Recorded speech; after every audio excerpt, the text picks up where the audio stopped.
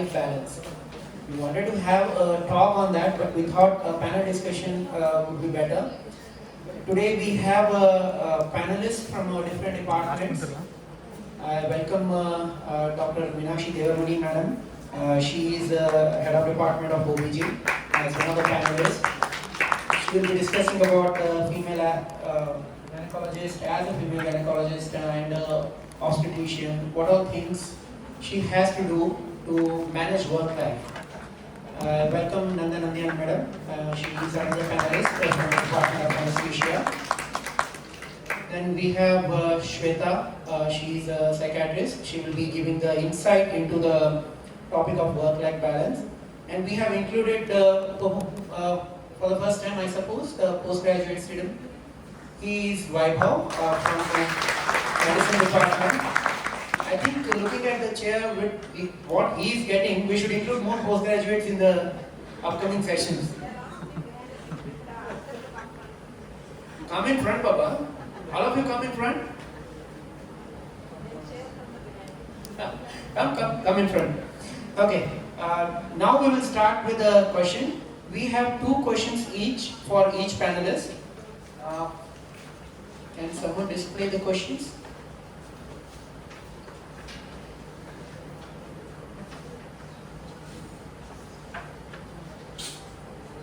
Next.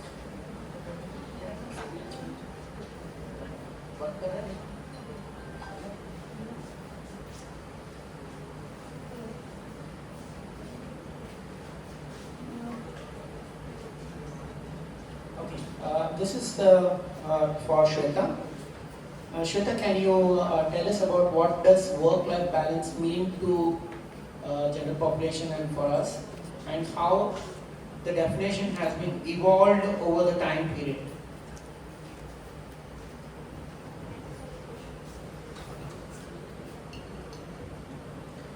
Thank you for the question, sir. So, me as a psychiatrist, I think all of us deal with this problem in and out every day. Most of them come to us facing this difficulty that I am not able to manage my family, work, along with the job and so many things. Especially this is encountered by women, because we as a generation, women have been said to look after the household work and men were always there to provide financially. But now the role has changed. Women are going out and they are providing financially, but their role in the family has not been replaced. So these are the challenges especially we are facing now. So work-life balance, earlier it was more like giving equal hours to both the family and to the work. So once we are back to home after the work, we used to shut down. So that was the way of work-life balance earlier. Probably now it is more like an integration, because you cannot completely shut down from your work environment, work-related task when you are home, but at the same time you should be very in a way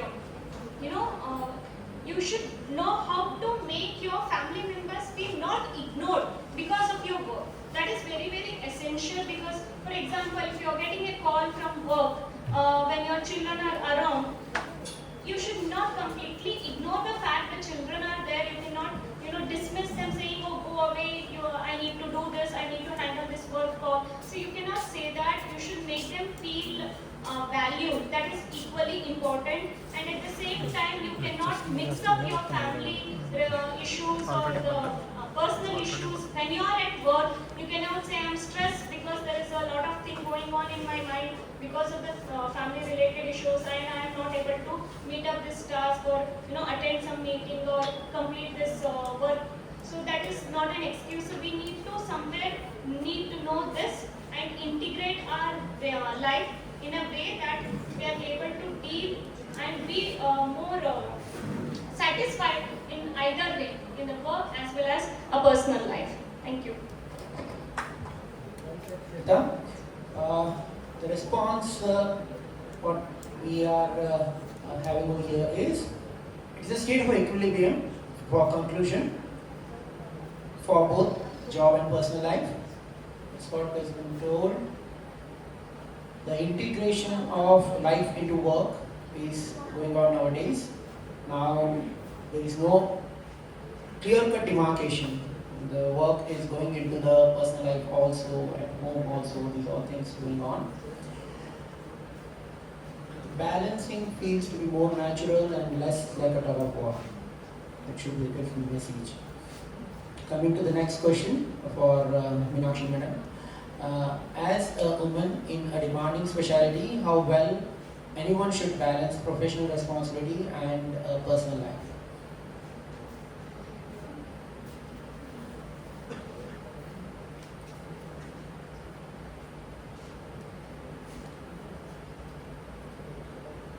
Good morning, everybody. First of all, thank you, Dr. Alok and the Psychiatry department for giving me this opportunity to participate in this very important issue of life. So, as a woman in a demanding specialty, how well one should balance professional responsibility and personal life, especially for women and especially for us OBGY people who are in a most demanding specialty where we have to work at odd hours and our work will go on for unpredictable time.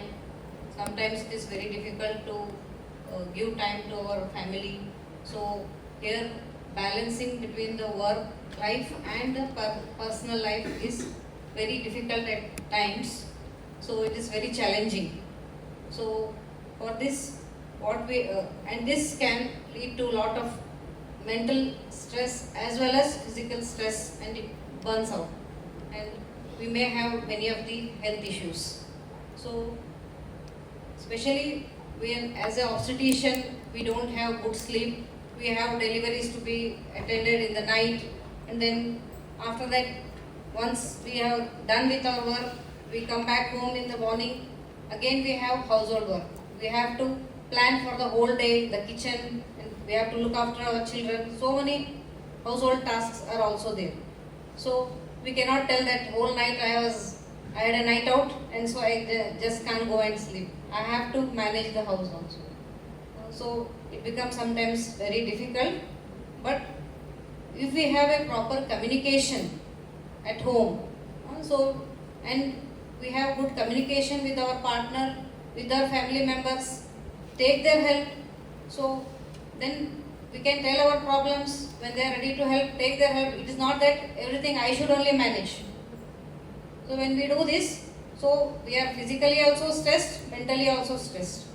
So it becomes difficult. So whenever they are offering help, we have to tell and communicate them, tell our difficulties so that they understand and they cooperate with us.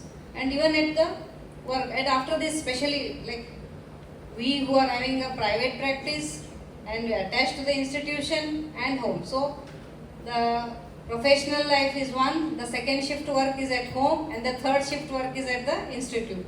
So balancing all these three also is very important. So in the institution, in the institution we are working as a group. So when we are working there, so it is not that I should only do all the things. So there also we have our colleagues, we have our assistants, we have our subordinates. We have to divide the work, plan our day, so that we can take their help, make the work easy. Plus we can also have a good coordination with them, and it will also in a way help them also to come grow well. So it is all challenging for a woman when she is especially in such demanding specialty, working odd hours. So for this, very important is our setting boundaries. So we have to establish our working hours. We should define clearly when to start and when to end our day. And we should protect our personal time. Give quality time to the family. And we should learn, we should learn to say no for extra work. So that's very important. When we say no to some work, then only we can tell yes to the more important work. So that's how we can balance. And time management is very, very important. Each day when we are starting, we have to plan our day. We have to see what are the important tasks we have to do. So one which is important, prioritize it, do it first, step by step, take one after the other. And in between our work, we should relax. We should have some small micro breaks so that we can like listening to a music, making a call to your dear ones, something, so that we can again become energetic. So we can give our full quality to the, we can make justice to our work. And as I told, we have to divide the projects and complete them stepwise, and we should also delegate to the colleagues some work, and we have to prioritize and get enough rest. And very important is we have to stay fit. So whenever we start the day with some meditation, yoga or exercise, the whole day we are active, so that we can do justice to our work as well as our personal this thing. And we have to engage in certain hobbies so that we have some good relaxation. And so it is the quality of work what is important more than the quantity. So this is very important. So we should know how to balance the work life with our personal life. And at the same time, we have to be fit. Both physical and mental stress, both are not good for us. So we should try to balance. Thank you. Most of the time, thing Madam has covered, like it's the demanding specialty. Family life, daily course. As a female, she has to look after everything, multiple roles she has to do. Then impact on mental health. Obviously, because of the overwhelming work, they are going to break down and have a lot of mental health issues if not dealt appropriately in an early time. Support systems is very important, as Madam told. They have to find a support system at work and even at home. Okay, so you need to do allocations. Strategies to balance the boundary setting, then prioritize the self-care. Yes, self-care is also equally important. Everything we should not think about others. You have to give importance to yourself also. Seeking support and seeking help. Whenever there is a lot of problem which is happening, don't shy away to seek help. So these are things which Madam has covered well. Coming to the next question to the anesthetist. How does unpredictable working hours and night duties impact work-life balance? As we all know, anesthesia is very demanding. Anytime they get a call, all the department will trouble her, including psychiatrist. So, Madam, this question is for you. First of all, I would like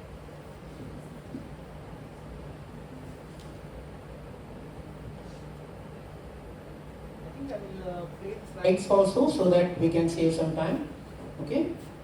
First of all, I am very thankful to Alok sir and Department of Psychiatry to give me this opportunity to have some discussion on work-life balance.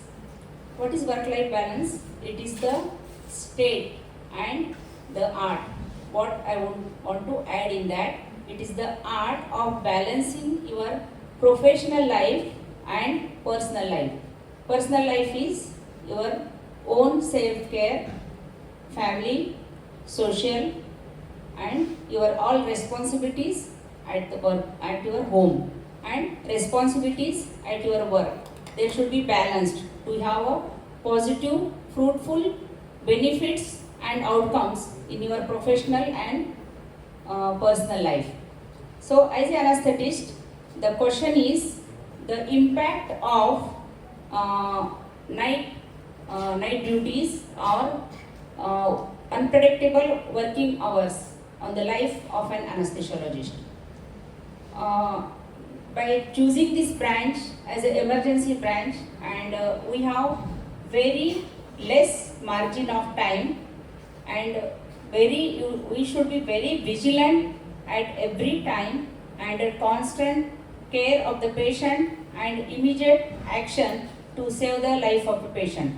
So, if the person who is having a challenging task needs proper environment and proper mental, physical and emotional health, then only he will be able to manage the things.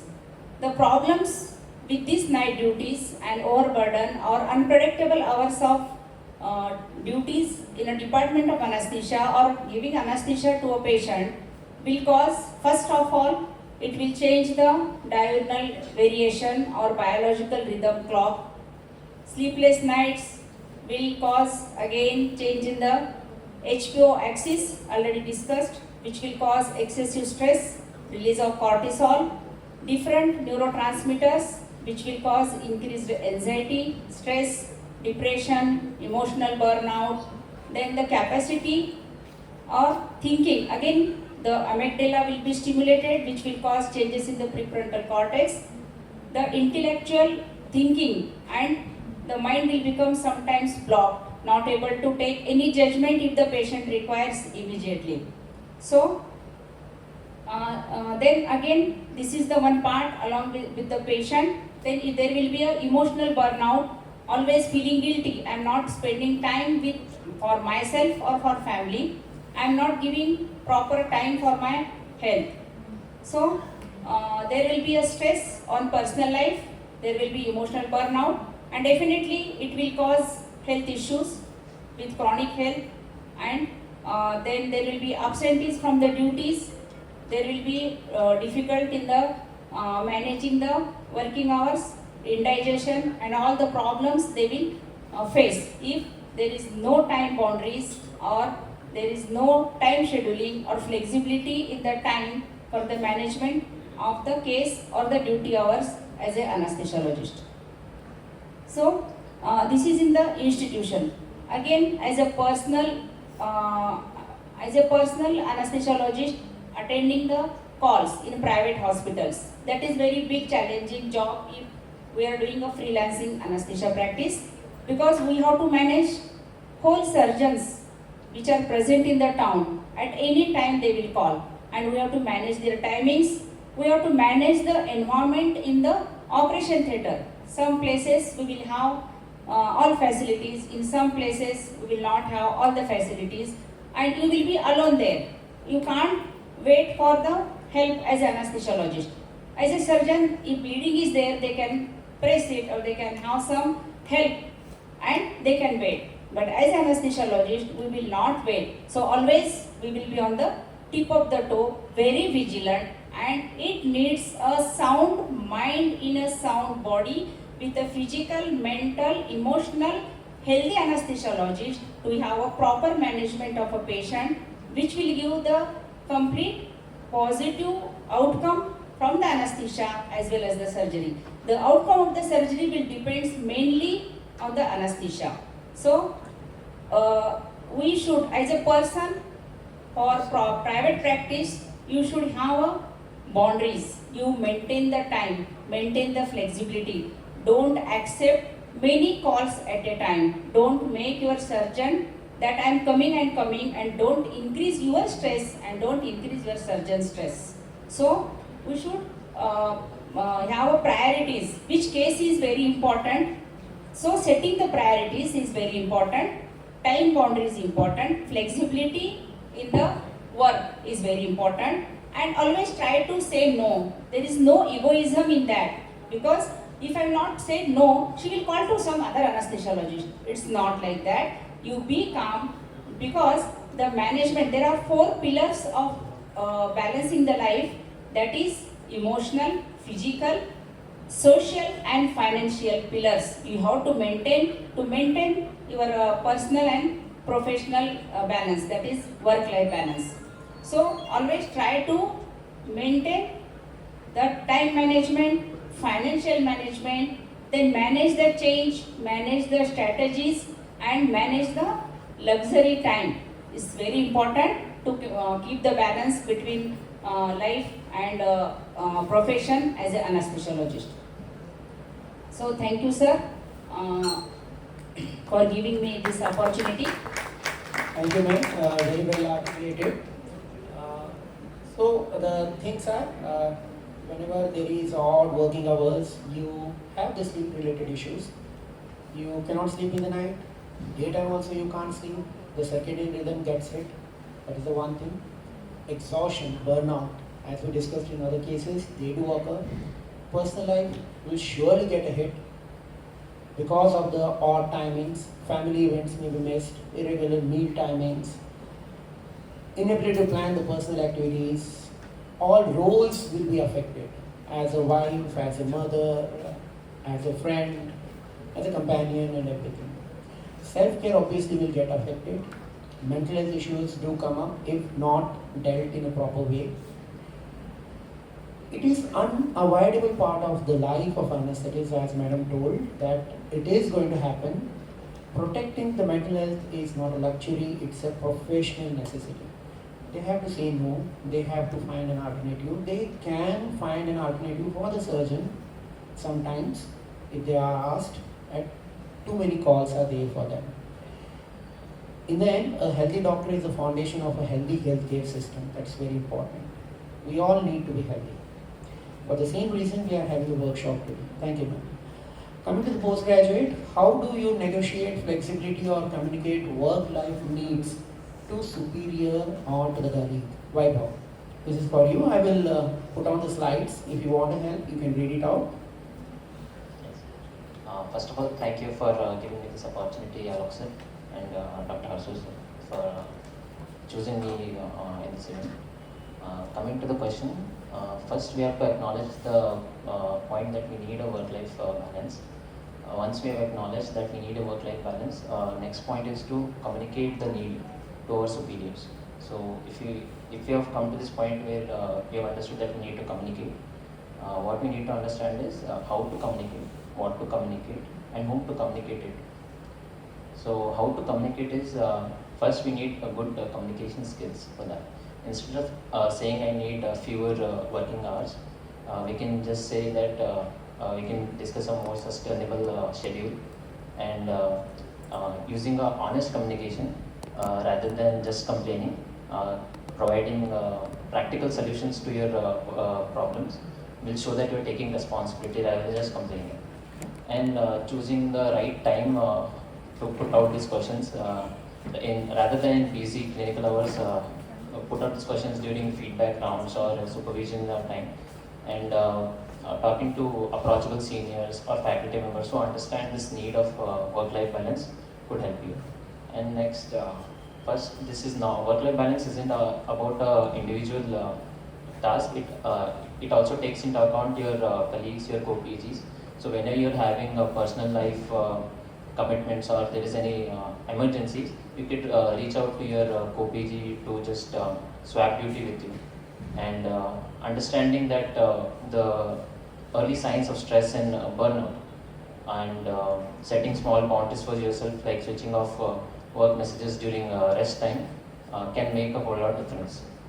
Lastly, coming to institutional culture, departments can also promote feedback and like how we are conducting CMEs for work-life balance can make a difference. Thank you.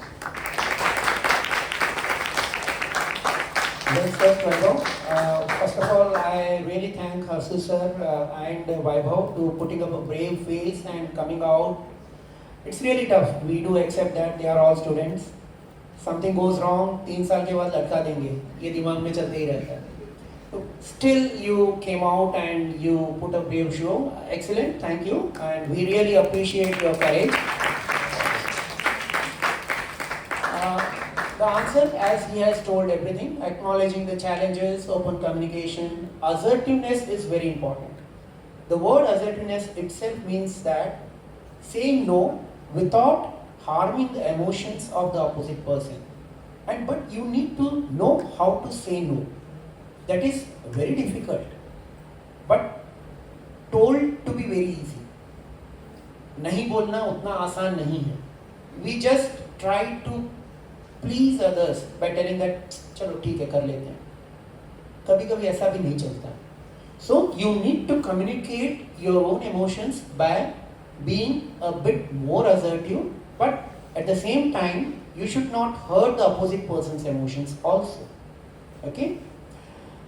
Honest communication, as he told, right time is very important. Rounds चल रहा है, patient मर रहा है, मुझे leave चाहिए, गुस्से को आएगा. This can happen. So obviously you need to find out the right time and talk. Mentorship, that is true. Flexibility in the timings is very important. Self-awareness and setting boundaries is also equally important. Institutional culture, as I told, feedbacks and everything. We need to have a debriefing sessions with the UGs and PGs. Give them time. Ask them to talk rather than we always talking. Take a feedback. This 3 years for them it is important. 3 साल में क्या सीखना चाहते हो? How you want to learn? How we can do better? So these all things are going to help them. Coming to the next, Swetha, what impact does dysfunctional work-life balance have on mental and physical health? I will put the slides so that it will be easy for us to wind the session a bit faster.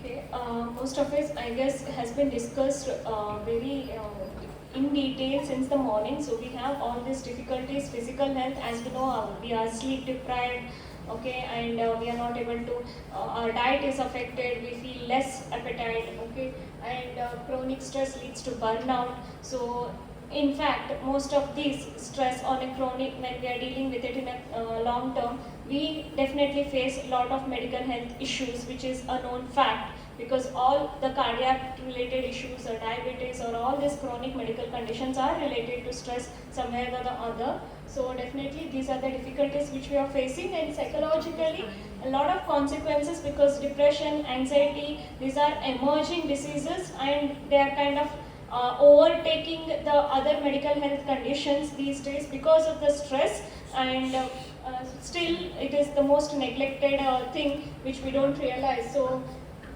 we have these difficulties, and ultimately this stress is going to make us feel lonely, because we have difficulties to deal with our relationship, deal with our colleagues and everyone. So we feel somewhere isolated, and that is more like feeling more anxious and depressed in a way.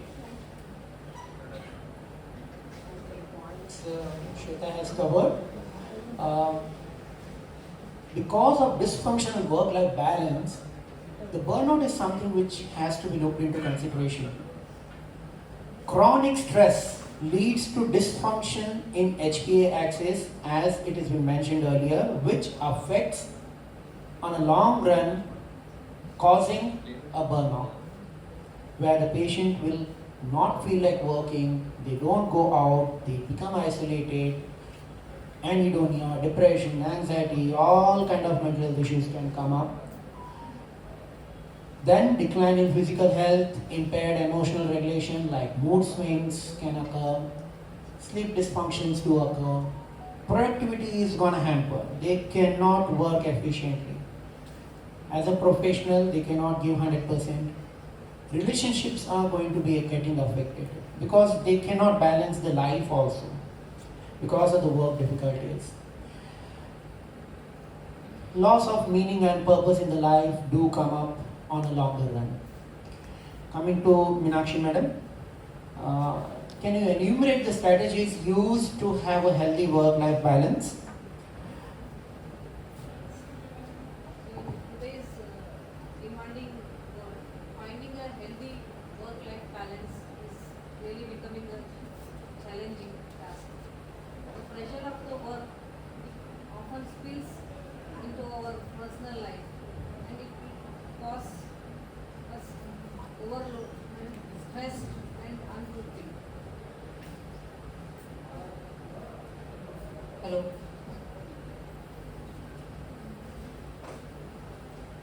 Achieving a harmonious blend between the profession and personal life is crucial for our overall well-being and happiness. We should define for this, we have to define our priorities. Take time to identify our core values and priorities in life, and reflection of which truly matters. Both personally and professionally, self-awareness is very important to balance between the work and the life. We should set boundaries. Protecting personal time like we protect our patients' time. So we should have clear boundaries between our work and personal life.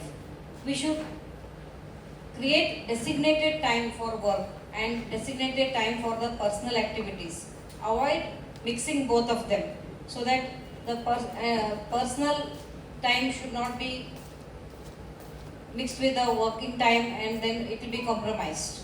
We have to learn to say no, as I already told. We have to learn to say no it's a very difficult task, but we have to learn to say no so that only then we can do the prioritizing and work effectively. And also effective time management skills should be practiced to optimize our productivity and ensure that we have time for both work and personal activities. We should plan our day. We should set goals, allocate time for breaks, relaxation and leisure activities. We should avoid multitasking, as this will lead to reduction in the efficacy and it will increase our stress. At times, we have to delegate and seek support from the friends, family members, colleagues at work so that it can reduce our workload, and at the same time there will be a sense of collaboration and support. And especially when it is free time going to bed, we should unplug from the technology and we have to be away from the mobiles, etc. We have to prioritize our self-care, make it a non-negotiable part of our life. So we should engage in activities which will nourish our mind, body, soul, like exercise, meditation, hobbies, spending time with our loved ones or friends, so that this will boost our energy and we can excel both in our personal as well as the professional life. Cultivate a supportive network. So we have to surround ourselves with such people who understand us, respect the importance of work-life balance. We should share our challenges and success with like-minded people. Also, we should seek advice from our seniors.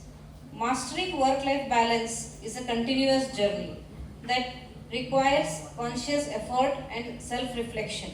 By defining priorities, setting boundaries, and coping with the time management, prioritizing the self-care, we can create a healthier and more fulfilling career.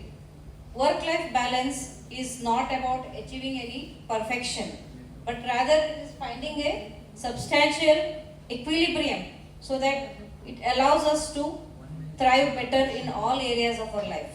So work-life balance is by integration, not by to bring about any perfection. So this is how I think we can reduce our stress and we can perform well. Thank you. Okay, very well said, madam. The strategies are mainly boundary setting. That's what madam told. You need to set the boundaries.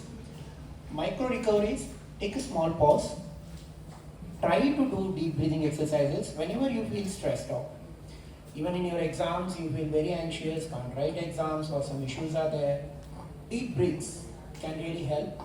Sometimes a coffee break or 10 minutes walk will really help. Support system is very important. As I told, 5 types of friends you can try to find out in your life. If you don't have, try to be one. You be the mentor, you be the nanny, you be the, not partner in crime, something else also. सभी लोग बनना चाहते हैं, वो मत बनो. Value alignments, this is also important. You need to find out the good rituals, sleep habits, eating habits, exercise, healthy lifestyle. Advocating for the changes need to be thought in terms of institutional level, in self level and work level, family level also. A well-rested doctor delivers a better care. That's very important. You need to work on being yourself a better human being and a better doctor. You need to take rest also. You can't start working day in and out, continuous duty, that may not help you. Coming to the anesthetist, what role an institution or organization should play in supporting work-life balance? Very tricky question. Very tricky question, and very much needed question for the persons who are working in the institution because of the burden from the institutional authorities, and so many people will be there in the department also, from seniors to juniors. if you are alone as a private practitioner, there you will be your queen or king, you can decide yourself. But here, there will be some limitations and boundaries will be there. But still we can. Everything, as since morning we are listening about the stress management. Don't think negative that this cannot be done or this will be harmful. We are not towards the distress. We will make this stress towards the positive line by changing some strategies which are expected from the institution. As a person, we can change by ourselves, but as an institution, what is required to have your healthy environment and increase in the productivity, and especially we can tell as a health institute to increase the health of your patient or patient care and health system. So one is flexible scheduling in the timing, very important. There should be proper schedule. Don't overburden a single person for long hours.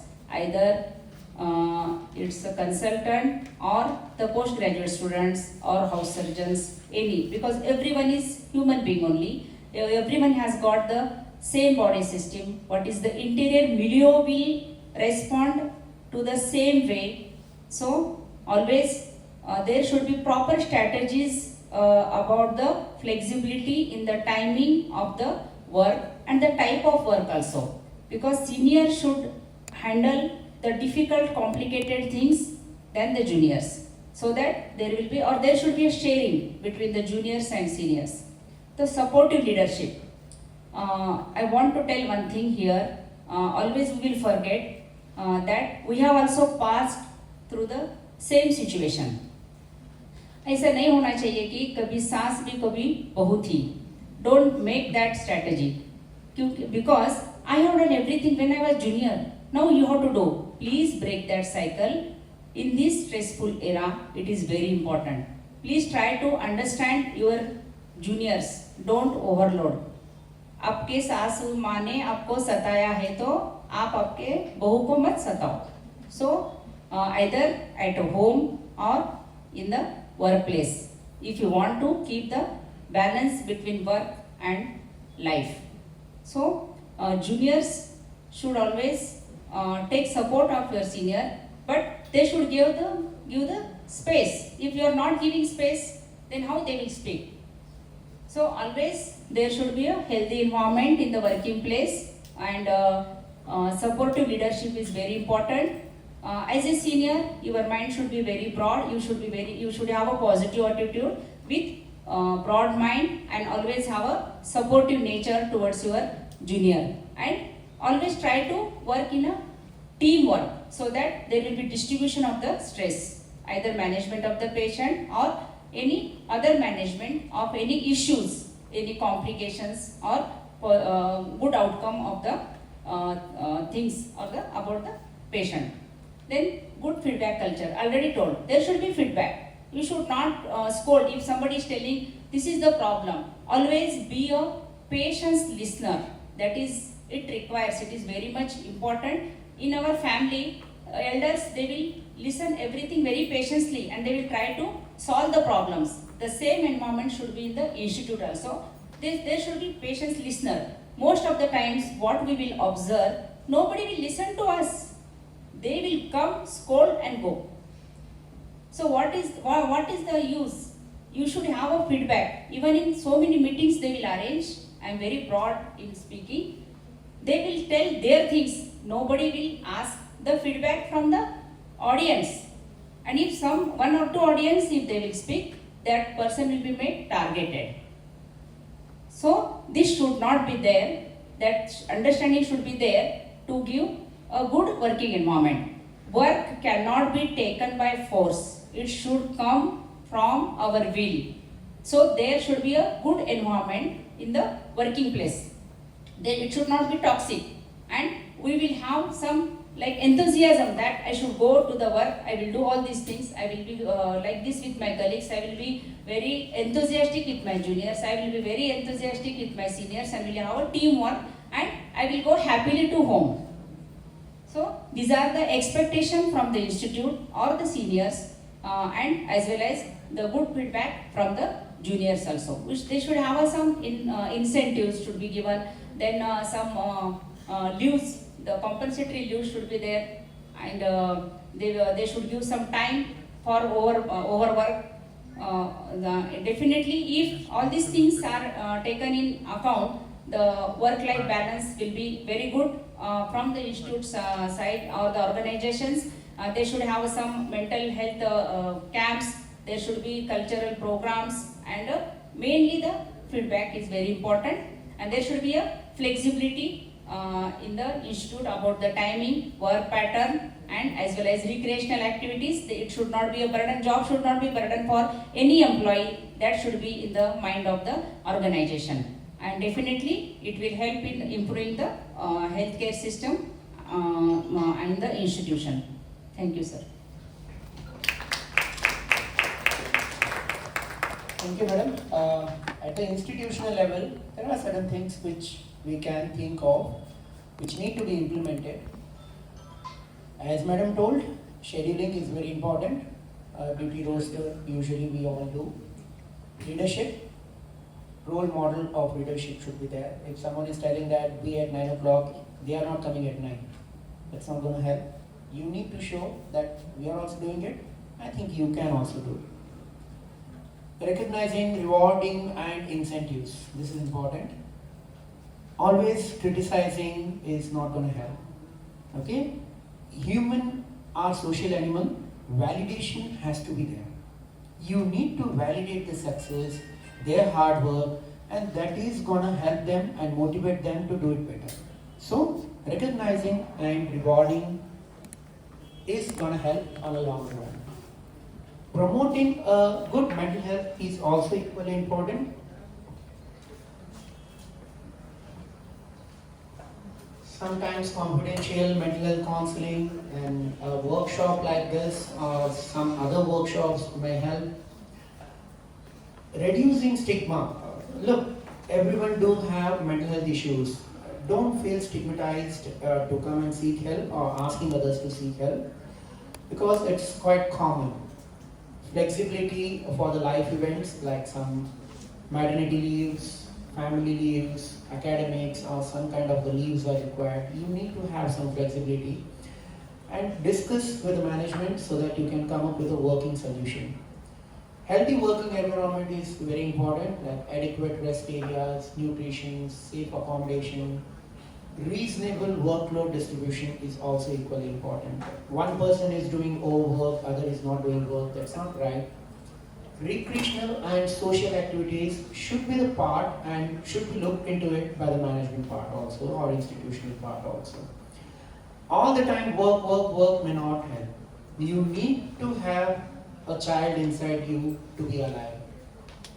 Leadership training and mentorship training can be done. Institutional policies and monitoring, the policies of working hours, rest period, duty roster, they need to do regular assessment for a burnout, satisfaction at the workplace, mental health of the resident doctors and the residents who are working over here should be looked into. Compassion and respect, that has to be there. Non-toxic, non-hierarchical environment that values teamwork over the authoritative work. That is equally important. If these all things are done in an institutional level, obviously the institute working environment will be great and the institute itself will do very well. Coming to the last question to the Vaibhav. In our current digital world, how do you set the boundaries between work and personal time? Considering our modern era, where we are always connected through phones, we are never away from work, even when we are away from work, because we are always connected through WhatsApp, messages, Gmails, and everything. So one needs to stay away from the phone whenever they are not on work, whenever they are having personal time. So continuous exposure to this work notification will keep the brain in a state of alertness, and it will reduce the relaxation and sleep quality, can cause anxiety, burnout, and easy burnouts and emotional exhaustion. So we have to develop certain strategies to overcome this by setting boundaries, like having an evening or two for yourself in a week can help. Keeping a work phone and a personal phone as separate devices, and keep communicating your boundaries to your co-PGs and colleagues properly, and prioritizing your real world connections, like spending time with family, exercise, etc. Thanks. Thanks for that. To conclude, as we all know, work has intruded in our personal life like anything. Into our personal life like it has intruded into the bathrooms also. You take the mobile, you have a ringing, you see the mobile messages, WhatsApp messages, reports of the patient, giving advice to the patient. You have to balance it out. Constant connectivity and impact will really harm on a longer run. You need to take time out. Digital fatigue can occur. Effect on mental health, the same things are there. Physical health, the same things will be there as with the other issues. Digital detox is something which is coming up very well. So many people in the Western world, even in the metros, even at our level, people are going offline. They don't connect on a social media for a few days. I'm on a digital detox for 1 week or a day or 2 days. These things are going on. That really helps on the longer run. This is also a new trend which we need to think of. Thank you, all the panelists. I really thank the non-psychiatrist panelists who really came out and showed a brave face to answer the psychiatry-related questions. Thank you, Nanda madam. Thank you, Meenakshi madam and Vaibhav. Thanks, our Swetha, for coming all the way from Bidar. Thank you.